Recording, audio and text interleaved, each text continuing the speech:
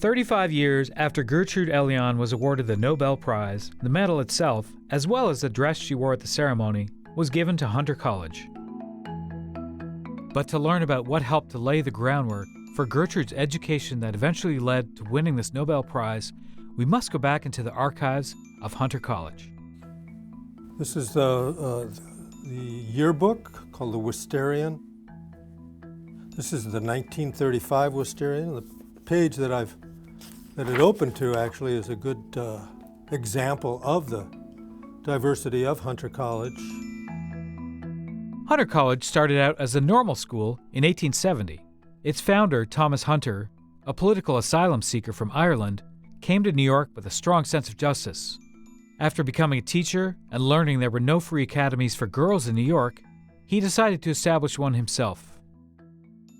He thought women should not just leave a classroom as young girls at 13, 14 and show up the next week as teachers, that they deserve 2 years of content knowledge, a year of pedagogical training. Between 1870 and 1914, thousands of women attended this new academy in Manhattan. We have always been about empowering women, and we've always been about empowering women of all races, ethnic backgrounds, religions, creeds. So it's an extraordinary sense of engaging females and telling them they can do anything in the world.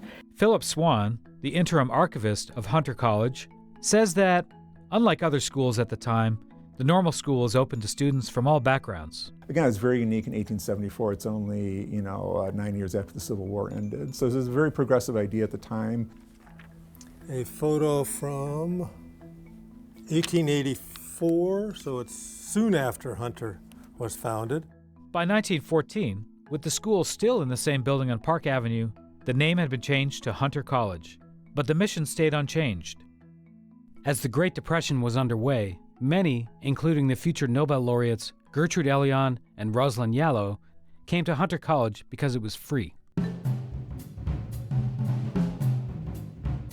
In the 1920s, Hunter had the largest enrollment of women in a city university in the country, not just in New York City, but in the entire United States. In the 1930s, obviously, we had the Great Depression, and people were impoverished, and going to college probably wasn't a high priority for a lot of people because they were just trying to find jobs and food and taking care of their families. So for people like Gertrude Elion, it was a great opportunity to get a college education for free. By the mid-1930s, enrollment had continued to expand, including the year that Gertrude graduated. She was one of 75 chemistry majors graduating in 1937. That would have been unheard of. But what she got at Hunter was that sense that she could do anything, that she was prepared, that she was very smart, and that it was really okay to be a very smart woman. Another key factor was that, true to its identity, Hunter College was open to anyone, regardless of race or religious affiliation.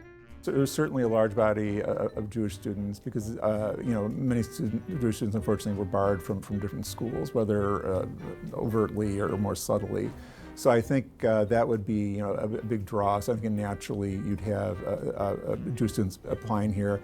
Her nephew, John Elion, agrees. Hunter was a very good match. She was a Jewish woman. And while there was nothing in the bylaws of Hunter College that addressed that, there was a long-standing tradition of women, first of all, and then Jewish women coming here. She was not bothered by differences in gender, in religion, in race, in sexual orientation. She had a very egalitarian view of the world and of the people that worked with her. And that began at Hunter. That is ingrained in the culture here. And that's something that really was with her for her entire life. Moving ahead in time, Hunter College expanded into all of the other boroughs. During the Second World War, 95,000 women were trained for military service at the Bronx campus under the WAVES and SPARS programs. By 1964, Hunter was co-ed, and in 1969, the school began offering Black and Puerto Rican studies, one of the first of its kind in the country. And then, the open admissions policy of CUNY even further expanded the ethnic makeup of Hunter College, which holds true to the current day. The latest stats I've seen is that 3/4 of the student body at Hunter are still female. So it's still primarily a women's school. A lot of them are first generation college students. Their parents, you know, a lot of them are recent immigrants. So, and getting back to the Thomas Hunter idea of immigration, the idea of making opportunities available to people who might not have that elsewhere, really lives on. I think he'd be very happy to see what the college is doing for New York City today. Today's immigrants look different. They're from different countries, different religions, different backgrounds. It's that same story of the first generation college goer, the student who could not otherwise go to college but for Hunter College, and we are here to support them and give them the path to success. Gertrude Elion's blue gown now hangs in the Hunter College archives. Soon, however, it will be displayed, along with other valuable artifacts from her private collection, in the Hunter College Library, a powerful symbol of her success story and the core values that Hunter College has always stood for.